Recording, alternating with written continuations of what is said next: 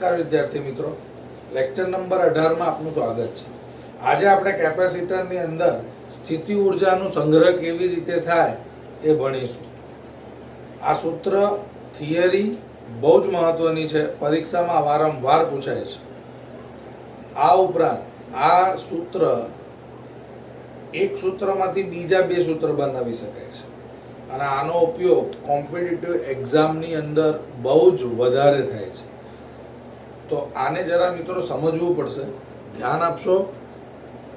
તો સૌપ્રથમ આપણે વાત કરીએ તો આપણી પાસે મિત્રો ધાતુની બે પ્લેટ હોય, એક પ્લેટ આ છે, એક પ્લેટ આ છે।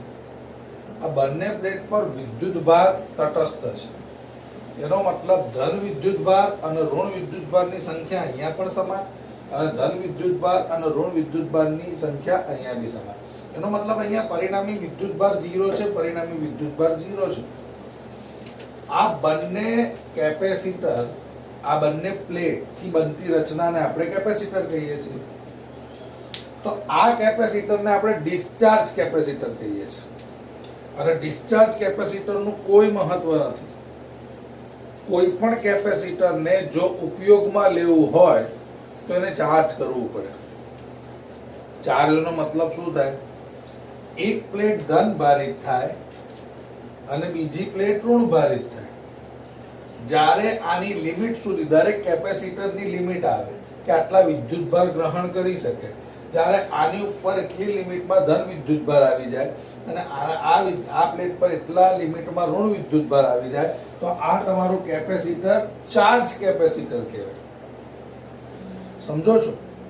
અને ચાર્જ કેપેસિટરને આપણે કહીએ છીએ, ચાર્જ કેપેસિટરનો મતલબ શું થાય? ચાર્જ કેપેસિટર ની અંદર ઊર્જાનો સંગ્રહ થયેલો હોય છે। ચાર્જ કેપેસિટરનો ઉપયોગ જ્યારે તમે કેપેસિટરને કોઈની સાથે જોડો છો, ચાર્જ કેપેસિટર, ત્યારે એ ઉપકરણ એની અંદર સંગ્રહિત ઊર્જાનો ઉપયોગ કરે છે અને એ ઉપકરણ કાર્ય કરે છે। સમજો છો? એટલે આપણે કેપેસિટરમાં ઊર્જાનો સંગ્રહ કેવી રીતે થાય એ આપણે અહીંયા શું કરવાનું છે મિત્રો? ભણવાનું છે। ઓકે, ચાલો જુઓ। તો આકૃતિની અંદર તમને બે પ્લેટ ધરાવતું, બે સમાંતર પ્લેટ ધરાવતું ચાર્જ કેપેસિટર દર્શાવ્યું છે। અહીં આકૃતિમાં બે સમાંતર પ્લેટ કેપેસિટર દર્શાવ્યું, જે કેવું છે? ચાર્જ છે, બરાબર। આ પ્લેટ નંબર 1 છે, પ્લેટ નંબર 2 છે। પ્લેટ નંબર 1 પર વિદ્યુત ભાર કેટલું છે? પ્લસ ક્યુ। અને પ્લેટ નંબર 2 પર વિદ્યુત ભાર માઇનસ ક્યુ ડેશ। સમજો છો? હવે મિત્રો નાના ધોરણમાં, ધોરણ 10, ધોરણ 11 માં એક બહુ પ્રયોગ ફેમસ છે। એક બોક્સ લેવાનું, બોક્સની વચ્ચે વાલ્વ લગાવું છું, આ વાલ્વ બંધ છે, અહીંયા 70°C તાપમાન ધરાવતો વાયુ અને એ જ વાયુ અહીંયા છે જેનું 30°C તાપમાન છે। હવે આ કોકને જો હું ખોલી દઉં તો શું થશે? આ 1 નંબર 2 તરફ ભાગશે કે 2 નંબર 1 તરફ ભાગશે? તો 1 નંબર 2 તરફ ભાગશે। કેમ? કારણ કે હંમેશા તંત્ર વધારે તાપમાન પરથી ઓછા તાપમાન તરફ ગતિ કરે। ક્યાર સુધી ગતિ કરશે? તો આ અહીંયા નહીં આવે, કેમ કે આનું ટેમ્પરેચર ઓછું છે। આ ગતિ કરતા કરતા કરતા કરતા જ્યાં સુધી બંનેનું ટેમ્પરેચર 50-50 ન થઈ જાય ત્યાં સુધી આ વાયુ અહીંયા સુધી આવશે. જ્યારે આનું બી 50 થઈ જશે, આનું બી 50 થઈ જશે, તો વાયુનું સ્થાનાંતર અટકી જશે. તો શું થયું? આને ઉષ્મા આપી, કેટલી આપી? +20 આપી. આને કેટલી ગુમાવી? -20 ગુમાવી. મારે તમને શું સમજાવવું છે મિત્રો, કે કોઈ બી ઉષ્મા વધારે તાપમાનથી ઓછા તાપમાન તરફ ગતિ કરે છે. આવું આપણે નાના ધોરણમાં શીખી ગયા હતા. એવી રીતે ધોરણ 12માં જ્યારે વિદ્યુત સ્થિતિમાનની વાત આવશે ને, ત્યારે વિદ્યુત સ્થિતિમાન બે પ્લેટ પર એક ધન વિદ્યુત ભાર છે, એક ઋણ વિદ્યુત ભાર છે, અને બે પ્લેટની વચ્ચે વિદ્યુત સ્થિતિમાનનો તફાવત જ્યારે તમે લગાવો છો તો વિદ્યુત ભાર પણ હંમેશા વધારે વિદ્યુત સ્થિતિમાનથી ઓછા વિદ્યુત સ્થિતિમાન તરફ જ ગતિ કરશે. કઈ સમજો છો? અહીંયા જે વાયુ 70 છે અને જે 30 છે, એ આપણે એની અંદર વધારે વિદ્યુત સ્થિતિમાન અને ઓછા વિદ્યુત સ્થિતિમાન તરીકે ચર્ચા કરીએ છીએ. આની અંદર કોણ આવ્યું? તો ઉષ્માનું સ્થાનાંતર થયું. એની અંદર શું થાય છે? વિદ્યુત ભારનું સ્થાનાંતર થાય છે. ફરીથી બોલું છું, કોઈ પણ વિદ્યુત ભાર હંમેશા વધારે વિદ્યુત સ્થિતિમાનથી ઓછા વિદ્યુત સ્થિતિમાન તરફ ગતિ કરે છે. તો એ ગતિ કરવા માટે તમારે શું કરવું પડે છે? તો એ ગતિ કરવા માટે તમારે વિરુદ્ધ દિશામાં બળ લગાડવું પડે છે. અને જ્યારે તમે વિરુદ્ધ દિશામાં વિદ્યુત ભાર પર બળ લગાડો છો ત્યારે એ વિદ્યુત ભારનું એક પ્લેટ પરથી બીજા પ્લેટ પર સ્થાનાંતર થાય છે. તો જ્યારે વિદ્યુત ભાર પર બળ લાગે અને વિદ્યુત ભાર સ્થાનાંતર કરે ત્યારે બે પ્લેટની વચ્ચે શું થાય છે? કાર્ય થાય છે. કેમ કે કાર્ય બરાબર બળ ગુણ્યા સ્થાનાંતર. અને આ તંત્ર પર કરેલું કાર્ય કેપેસિટરમાં સ્થિતિ ઉર્જા સ્વરૂપે સંગ્રહ પામે છે. આ આખો કિસ્સો છે.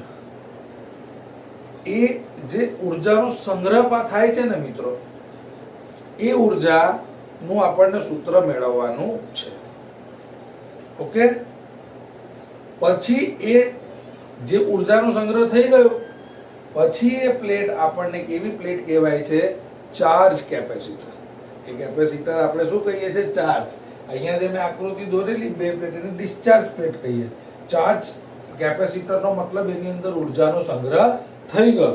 અને આ ચાર્જ કેપેસિટરને આપણે જે તે જગ્યા પર જ્યાં કેપેસિટરનો ઉપયોગ થતો હોય ત્યાં યુઝ કરી શકીએ છીએ. ઓકે, ચાલો જુઓ. હવે આપણે ક્યાં જઈશું? સૂત્ર તરફ જઈશું. આ આખા થિયરીની બેઝિક સમજણ હું તમને આપું છું. હવે તમે જોઈ શકો છો કે પ્લેટ પર એક પ્લેટ પર બધા પોઝિટિવ વિદ્યુત ભાર છે, એક પ્લેટ પર નેગેટિવ. તો હવે તમે જોઈને સમજી જશો કે આ કેપેસિટર કેવો કેપેસિટર છે? ચાર્જ કેપેસિટર છે, ડિસ્ચાર્જ કેપેસિટર નથી. ઓકે? અને આ બંને પ્લેટની વચ્ચે વિદ્યુત સ્થિતિમાનનો તફાવત લગાવેલો હશે. ચાર્જ કરવા માટે વિદ્યુત સ્થિતિમાનનો તફાવત લગાડવો પડે. માની લો કે હવે કેટલાકને મગજમાં એવો પ્રશ્ન આવશે કે સર ચાર્જ કેવી રીતે કરવાનો? તો ચાર્જ કેવી રીતે કરો છો? માની લો કે આ પ્લેટ કેવી છે? ડિસ્ચાર્જ. હવે આની સાથે હું શું જોડી દઉં છું? બેટરી. બરાબર? અને બેટરી, હવે આ પ્લેટની અંદર ધન વિદ્યુત ભાર અને ઋણ વિદ્યુત ભાર સમાન છે, અને આ પ્લેટમાં પણ ધન વિદ્યુત ભાર અને ઋણ વિદ્યુત ભાર સમાન છે. બેટરી જ્યારે ઓન કરીશ ને, તો બેટરીનો મતલબ આ ધન વિદ્યુત ભાર, આ ઋણ વિદ્યુત ભાર. માની લો તમે આવું બોલો છો કે ભાઈ આ 10 વોલ્ટની બેટરી છે. સમજો છો? આ 10 વોલ્ટની બેટરી છે. એનો મતલબ આ બેટરીના વિદ્યુત સ્થિતિમાનનો તફાવત 10 વોલ્ટનો છે. એનું એક ટર્મિનલ 10 વોલ્ટનો છે, બીજો ટર્મિનલ માની લો કે 0 વોલ્ટનો છે. તો શું થશે? એક વિદ્યુત સ્થિતિમાનનો વોલ્ટેજ વધારે છે, બીજા વિદ્યુત સ્થિતિમાનનો વોલ્ટેજ ઓછો છે. આમ સમજો છો? અને અહીંયા વિદ્યુત ક્ષેત્રની દિશા ક્યાં આવશે? આ દિશામાં આવશે, જેમ કે ધન થી.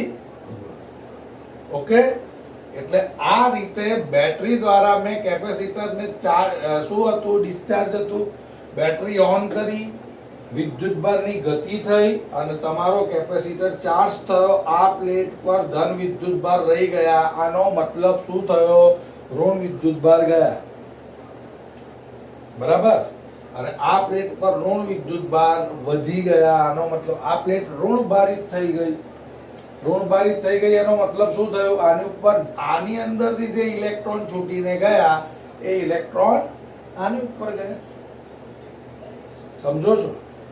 તો આ રીતે તમારી પ્લેટ શું થાય છે? ચાર્જ. ફરીથી બોલું છું, તો અહીંયા આ પ્લેટ ધન ભારિત થઈ.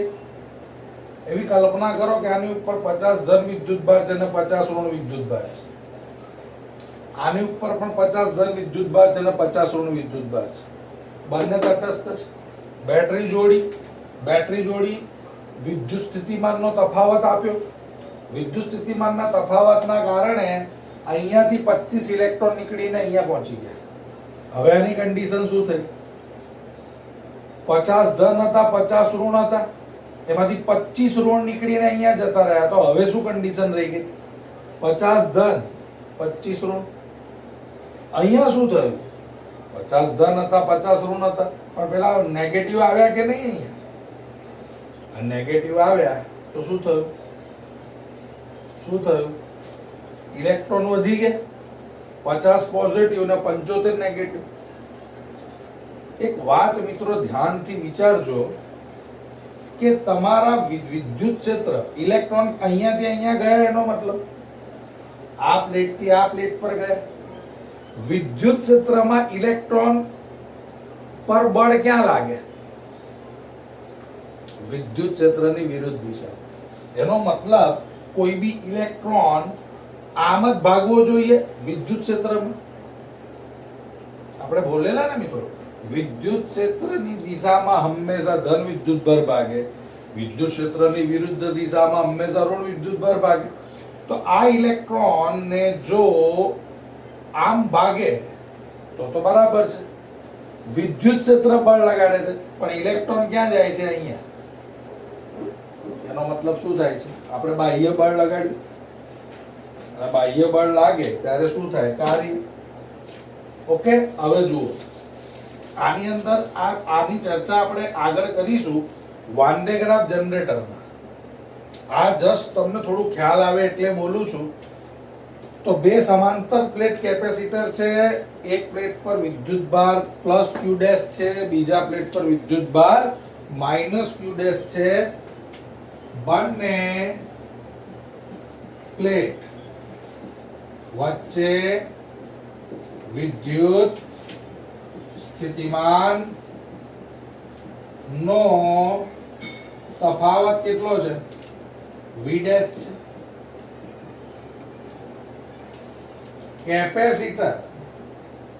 કેપેસિટર નું કેપેસિટન્સ કેટલું છે? C છે.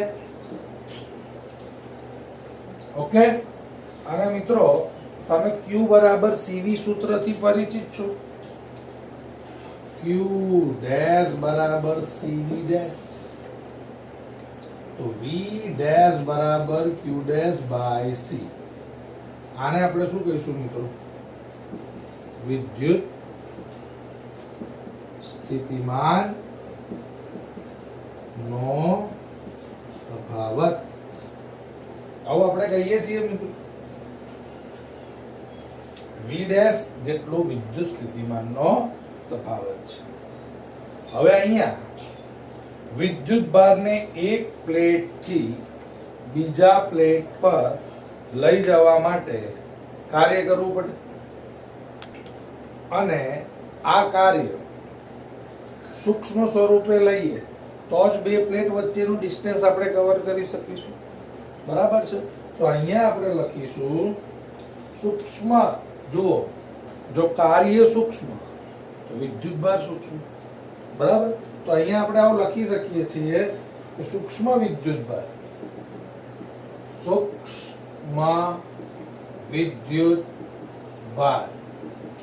ડેલ્ટા ક્યુ બરાબર છે. ડેલ્ટા ક્યુ ને એક પ્લેટ થી બીજા પ્લેટ સુધી લઈ જવા માટે કરવું પડતું કાર્ય. કરવું પડતું સૂક્ષ્મ કાર્ય બાળકો અહીંયા ધ્યાન રાખજો.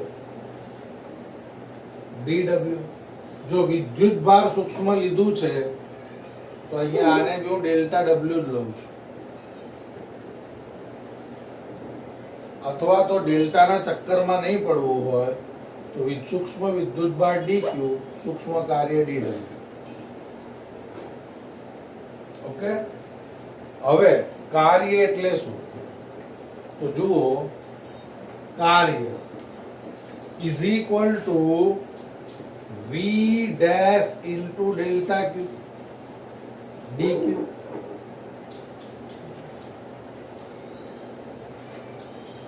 હાલો, અહીંયા Q ની જગ્યા પર આપણે શું લઈશું? Q dash. અહીંયા બી શું લઈશું? Q dash. સૂક્ષ્મ કાર્ય સૂક્ષ્મ DW બરાબર V ડેશ DQ ડેશ આવું થાય. બરાબર છે. પરંતુ મિત્રો V ડેશ ની વેલ્યુ કેટલી છે આપણી પાસે? Q dash by C. એટલે અહીંયા આવશે DW, V ડેશ ની વેલ્યુ આવશે Q dash by C DQ dash. થશે. બંને બાજુ સંકલન લઈ લો મિત્રો. બંને બાજુ સંકલન લેશો તો સંકલન ઓફ DW 1/c કેવું છે? અચળ છે. અને સંકલન ઓફ 0 to Q બરાબર છે. અને અહીંયા મળશે તમને Q ડેશ DQ ડેશ. સંકલન 0 થી Q કેમ લીધું મિત્રો? કેમ કે આ તો સૂક્ષ્મ વિદ્યુત ભાર છે. આપણને તો ટોટલ વિદ્યુત ભારની વાત કરવાની છે, જેટલા પ્લેટ પર છે. તો સંકલન ઓફ DW એટલે શું આવશે? W આવશે 1/c આવશે. અને અહીંયા આવશે સંકલન છે મિત્રો, ઘાતમાં એકનો વધારો ડિવાઇડેડ બાય જે ઉપર થાય છે એ જ નીચે. એટલે અહીંયા આવશે Q ડેશ નો સ્ક્વેર ડિવાઇડેડ બાય 2. લિમિટેશન કેટલી? 0 થી Q 1/c. એ ખ્યાલ આવ્યો? સંકલન of Q dash DQ dash, Q dash નો સ્ક્વેર બાય 2 Q0. ઓકે. હવે W બરાબર 1/2c. અને અહીંયા આવશે Q ડેશ ની જગ્યા પર Q સ્ક્વેર માઇનસ 0 સ્ક્વેર. તો W બરાબર આવશે Q સ્ક્વેર બાય 2c. એનો મતલબ એક પ્લેટ પરથી બીજી પ્લેટ પર વિદ્યુત ભારને લઈ જવા માટે કરવું પડતું કાર્ય Q dash Q square by 2c. યાદ રાખજો, એક પ્લેટ પરથી બીજી પ્લેટ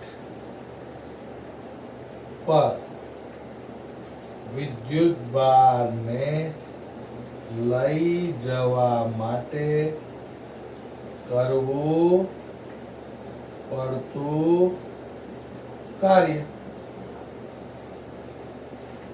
પરંતુ યાદ કરો, કેપેસિટર પર જે પણ કાર્ય કરો છો એ બધું જ કાર્ય કેપેસિટરમાં સ્થિતિ ઊર્જા સ્વરૂપે સંગ્રહ થાય છે. સમજો છો? એટલે અહીંયા આપણે લખીએ છીએ કેપેસિટર પર થયેલું કાર્ય કેપેસિટરમાં સ્થિતિ ઊર્જા સ્વરૂપે સંગ્રહિત થાય છે. W કરેલું કાર્ય કોના જેટલું આવે? સ્થિતિ ઊર્જા જેટલું. તો U બરાબર Q²/2C. મારા મિત્રો, આ સૂત્ર તમને ગંભીરતાથી યાદ રહેવું જોઈએ. જ્યારે જો આની અંદર છે ને, કયો વિદ્યુત ભાર કઈ પ્લેટ પરથી કયા પ્લેટ પર જશે એ હું તમને નેક્સ્ટ વિડીયોમાં સમજાવીશ. પણ ફિલહાલ ઉર્જાનું સૂત્ર આવી રીતે ધ્યાનથી સમજી લો અને સૂત્ર પર ધ્યાન આપો. પછી બેટરી તમે જ્યારે જોડો છો ત્યારે વિદ્યુત ભાર ક્યાંથી ક્યાં ભાગે છે, શું છે, બધાની સમજણ તમને મળશે. પણ આ થિયરી જ્યારે પરીક્ષામાં આવશે ત્યારે પ્રોપરલી આવી રીતે લખાવી જોઈએ. આ એક સૂત્ર મળ્યું છે જે કેપેસિટરમાં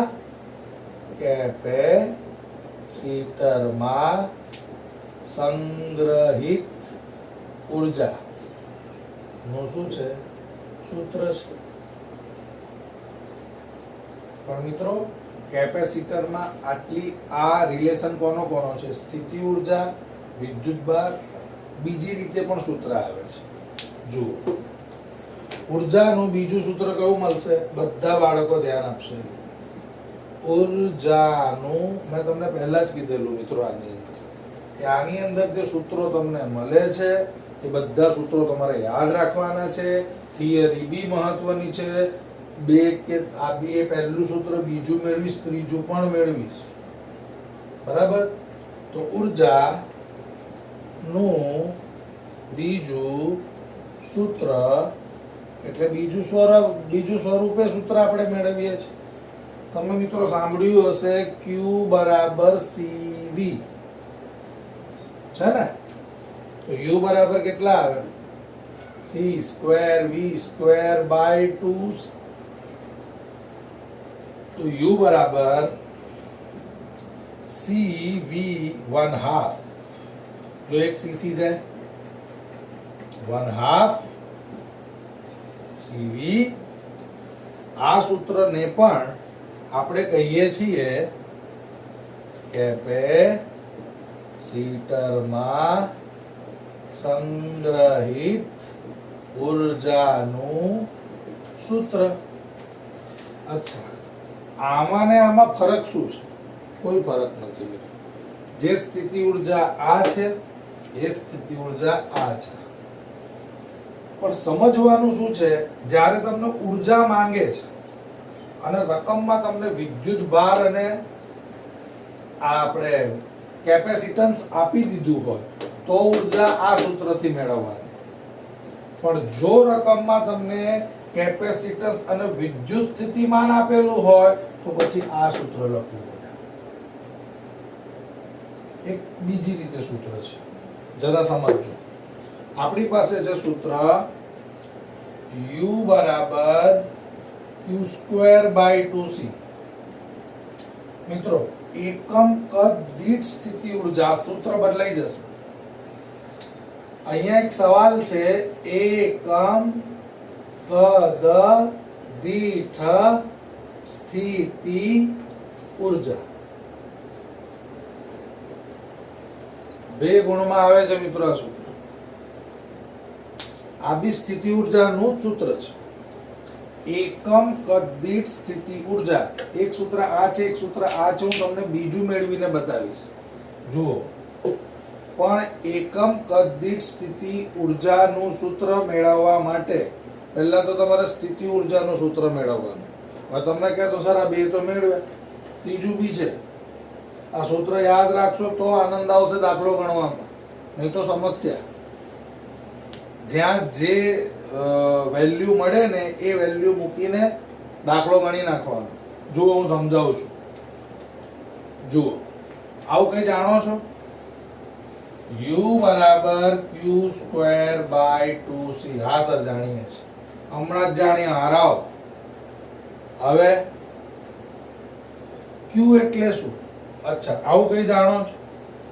સિગ્મા ઇઝ ઇક્વલ ટુ એકમ ક્ષેત્રફળ દીઠ વિદ્યુત ભાર. હા, આને શું કહેવાય? આને કહેવાય પૃષ્ઠ ઘનતા. લાંબુ હોય તો રેખીય ઘનતા, કદ હોય તો કદ ઘનતા. રેખીય ઘનતા એટલે લેમ્બડા, પૃષ્ઠ ઘનતા એટલે સિગ્મા, અને કદ ઘનતા એટલે રો. યાદ કરો. તો આવું કરું તો તમને કોઈ તકલીફ?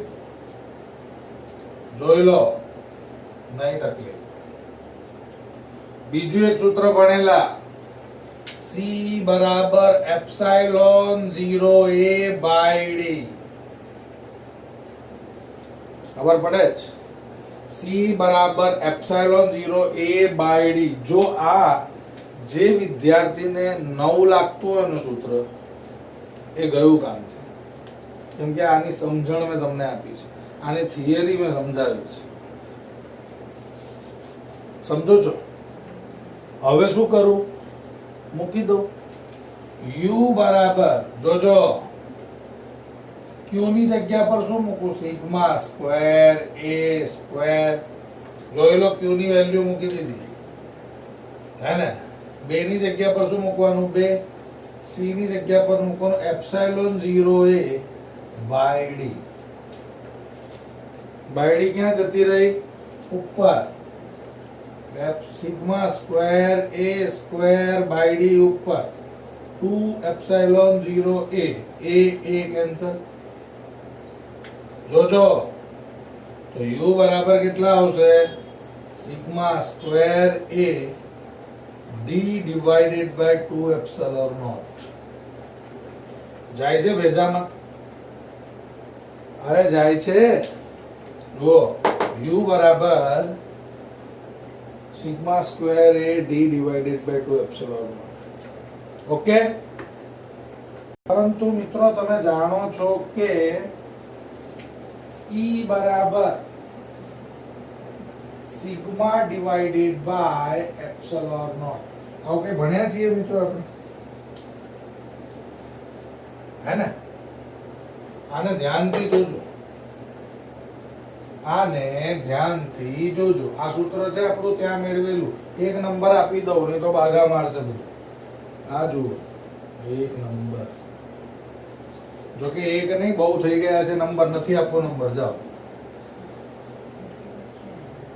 U બરાબર, જોજો, sigma square A d divided by 2 epsilon naught. છે આવું ત્યાં? બેઠું છાપેલું છે. એપ્સિલોન નોટ વડે ગુણતા અને ભાગતા. U બરાબર સિગ્મા સ્ક્વેર એપ્સિલોન નોટ જો ગુણ્યું A d 2 ભાગ્યું એટલે એપ્સિલોન નોટ સ્ક્વેર થઈ જાય. એટલે U બરાબર sigma square divided by epsilon not square, હે ને? Epsilon not A d by 2 આવું થાય. પણ હમણાં તો તમે ઉપર લખ્યું સિગ્મા બાય એપ્સિલોન નોટ એટલે E. એટલે U બરાબર કેટલા થશે? E square. જોજો, epsilon not AD divided by 2 થાય. આ ત્રીજું સૂત્ર છે મિત્રો વિદ્યુત ક્ષેત્રનું. સમજી લો, બધા તમારી સામે, કાળું લાલ કાળું. U સ્ક્વેર બરાબર U બરાબર Q²/2C, U બરાબર 1/2 CV સ્ક્વેર અને U બરાબર E સ્ક્વેર. જોઈ લો, આમાં વિદ્યુત ક્ષેત્ર, ક્ષેત્રફળ, અંતર, બે પ્લેટ વચ્ચેનું, એપ્સિલોન નોટ બધા જ છે સૂત્રમાં. પણ સવાલ જુઓ, એકમ કદ દીઠ સ્થિતિ ઊર્જા. એકમ કદ દીઠ સ્થિતિ ઊર્જા એટલે શું? એકમ કદ દીઠ સ્થિતિ ઊર્જા બરાબર છે. એકમ કદ દીઠ સ્થિતિ ઊર્જા એટલે એકમ કદ દીઠ સ્થિતિ ઉર્જા સમજો છો? તો યુ કેટલું છે? E square epsilon not a d divided by 2 અને કદ એટલે શું? ક્ષેત્રફળ ગુણ્યા અંતર. ક્ષેત્રફળ આ ઉડી જાય છે કે નહીં? હવે આ ઉડી જાય તો શું મળે તમને? 1/2 e સ્ક્વેર એપ્સિલોન નોટ. આ તમને સૂત્ર કોનું મળ્યું? એકમ કદ દીઠ સ્થિતિ ઊર્જાનો સિમ્બોલ રો આવે તો રો ખબર પડે છે. રો બરાબર 1/2 e એપ્સિલોન નોટ આવશે. 1/2 e સ્ક્વેર એપ્સિલોન નોટ. જેમાં જો એક આ સૂત્ર આવડવું જોઈએ, એક આ સૂત્ર આવડવું જોઈએ, એક આ સૂત્ર આવડવું જોઈએ અને એક આ સૂત્ર આવડવું જોઈએ. આ નહીં આવડશે તો ગયા કામથી. યાદ રાખજો, કેટલાક મહાનુભાવ એવા હોય છે આખું 12મું ધોરણ પૂરું થઈ જાય છે તો બી એમને સ્થિતિ ઉર્જાને એકમ કદ દીઠ સ્થિતિ ઉર્જામાં ફરક જ નથી ખબર પડતી. જમીન આસમાનનો ફરક આવી જાય છે. સ્થિતિ ઉર્જાના સૂત્ર 3 છે તમારી પાસે. u બરાબર q²/2c, u બરાબર 1/2 cv² અને u બરાબર e square epsilon not ad/2. એકમ કદ દીઠ સ્થિતિ ઉર્જા જો માંગે તો આ જ સૂત્ર આવે. ρ = 1/2 e સ્ક્વેર * એપ્સિલોન નોટ. બરાબર. જો સ્થિતિ ઉર્જાનું સૂત્ર માંગે તો અહીંયા સુધી મેળવવાનું. એકમ કદ દીઠ સ્થિતિ ઉર્જા માંગે નથી 3 થી 4 ગુણની 4 ગુણની થિયરી આ ચેપ્ટરમાંથી આવે. બધું જ પૂછી લે તો બધું જ કરવું પડે. સમજો છો? ખ્યાલ આવે છે? ઓકે. મજા આવશે એવો સવાલ છે મિત્રો. ઘણા બધા કેપેસિટરોને શ્રેણી અથવા સમાંતરમાં જોડતા હોય તો બતાવો કે બંનેમાં સંગ્રહ પામતી ઉર્જાનો સરવાળો જ થાય. ઉર્જાનો સરવાળો જ થાય શ્રેણી હોય કે સમાંતર. યાદ કરો કઈ શ્રેણી જોડાણ સમાંતર જોડાણ. શ્રેણી જોડાણમાં શું ભણાવે? ફટાફટ ધ્યાન આપો. શ્રેણી જોડાણ એની અંદર C1 મળે, C2 મળે, C3 મળે, V1 મળે, V2 મળે, V3 મળે. Q અચળ યાદ છે? આ કેમ લખું છું હમણાં તમને ખબર પડી જશે. સમાંતર જોડાણ. સમાંતર જોડાણ C1 મળે, C2 મળે, C3 મળે, Q1 મળે, Q2 મળે, Q3 મળે અને કોણ અચળ? V અચળ. આ જેને યાદ હોય એને જ આમાં આનંદ આવશે. ઓકે. પહેલા જઈશું આપણે કયા જોડાણમાં? શ્રેણી જોડાણ. ચલો આવો માર્કેટમાં. શ્રેણી જોડાણ માટે હવે મિત્રો શ્રેણી જોડાણની અંદર આપણી પાસે હમણાં બે સૂત્ર મળ્યા. u બરાબર 1/2 q²/2c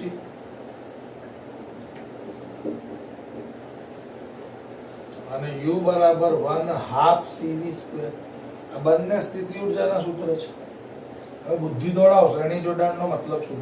શ્રેણી જોડાણ જો હોય કેપેસિટરનો તો કોણ અચળ? આ સૂત્ર લઉં. બરાબર. તો શું મળે? કઈ સૂત્રનો ઉપયોગ કરીશું? તો સ્થિતિ કેમ ઉપયોગ કર્યો ખબર પડી? સ્થિતિ ઉર્જાના u બરાબર 1/2 q²/c નો ઉપયોગ કરતા. ચાલો શું થાય? q અચળ. શ્રેણી જોડાણ છે ભાઈ. શું મળે?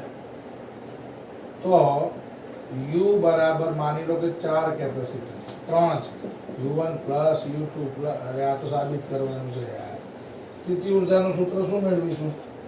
તો પહેલું સૂત્ર આવશે પહેલા કેપેસિટરનું q²/2c1 બીજા કેપેસિટરમાં આવશે q²/2c2 અને ત્રીજા કેપેસિટરમાં આવશે q²/2c3 હા ને q² bar બગડો bar 1/c1 1/c2 up to 1/c3 આવું થાય કે નહીં?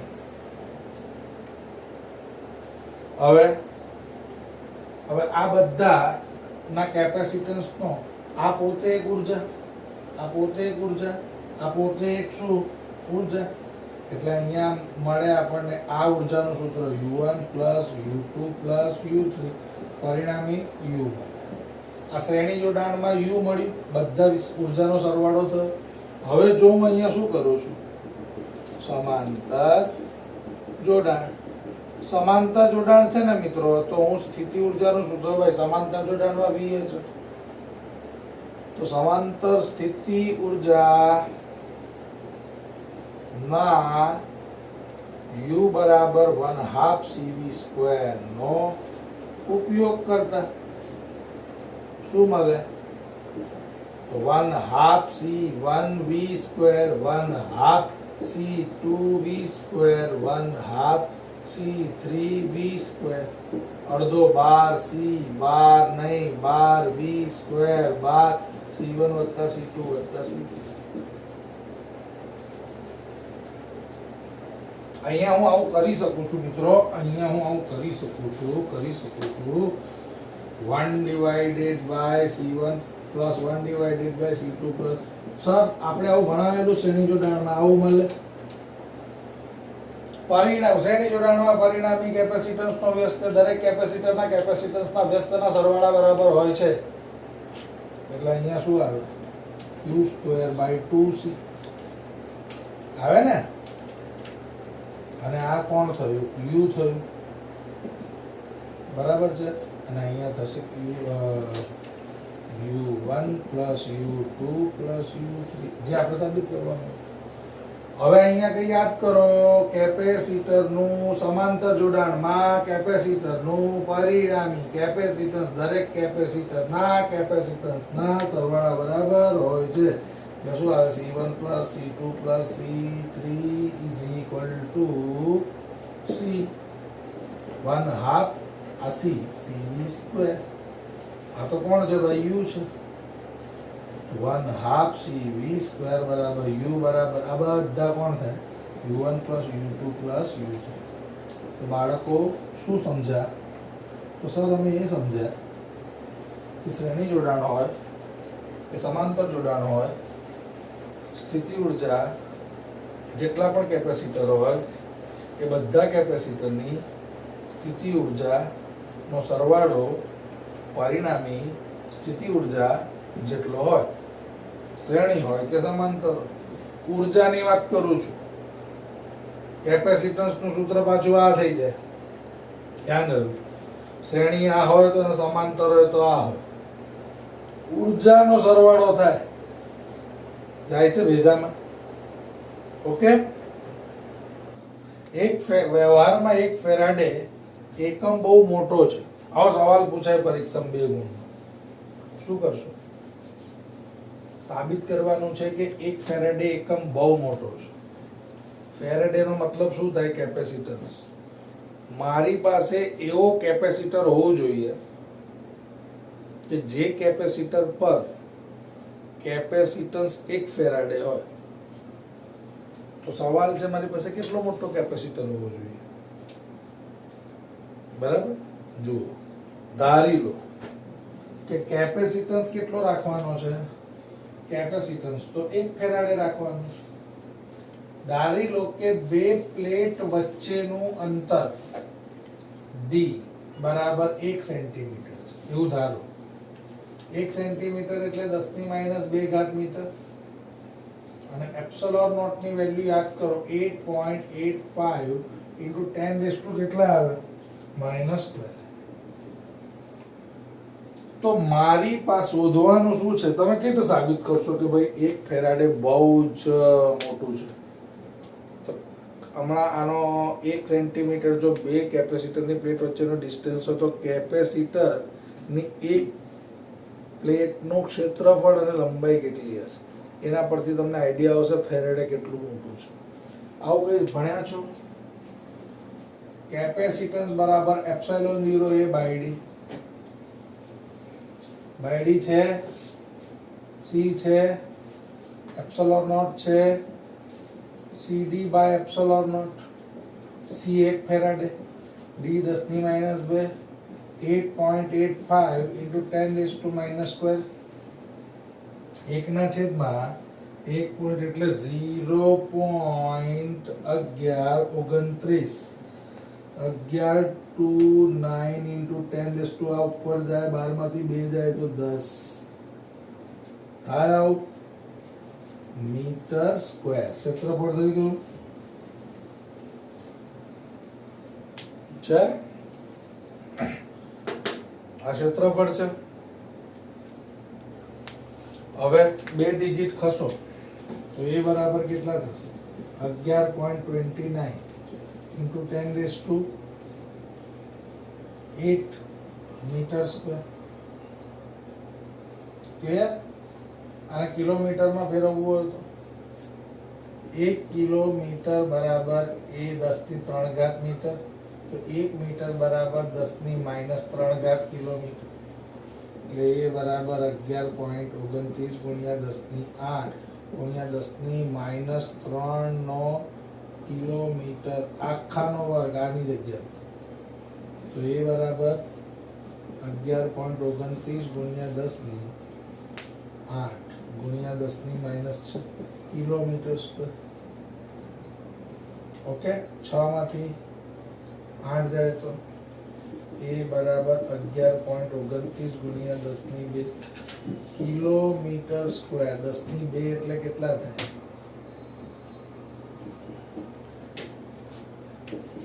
આવું થાય.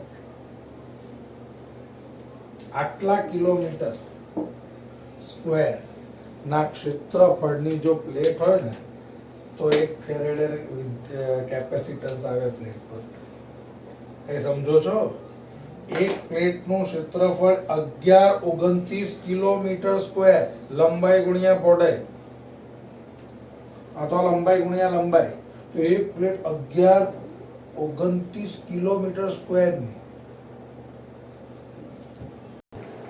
આ પ્લેટ 11 હવે આ પ્લેટ 1129 કિલોમીટર સ્ક્વેર જેટલા ક્ષેત્રફળ.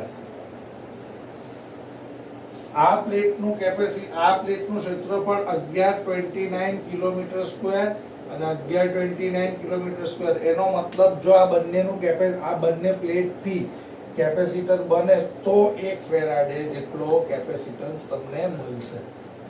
સમજો છો? ઓકે, એક જ થિયરી બાકી છે, વાન ડે ગ્રાફ જનરેટર અને દાખલા બહુ નાના બહુ સિમ્પલ બાકી છે આ ચેપ્ટરના. એટલે મિત્રો એક થિયરી બાકી છે એટલે મહેનત વધારી દેજો આ ચેપ્ટરમાં. ઓકે, દાખલા લગભગ 1 થી 1.5 લેક્ચરમાં પૂરા થશે અને વાન ડે ગ્રાફ જનરેટર 1 લેક્ચરમાં. એટલે આપણે પૂર્ણાહુતિ તરફ આગળ વધી રહ્યા છીએ મિત્રો. ઓકે, મળીશું કાલે.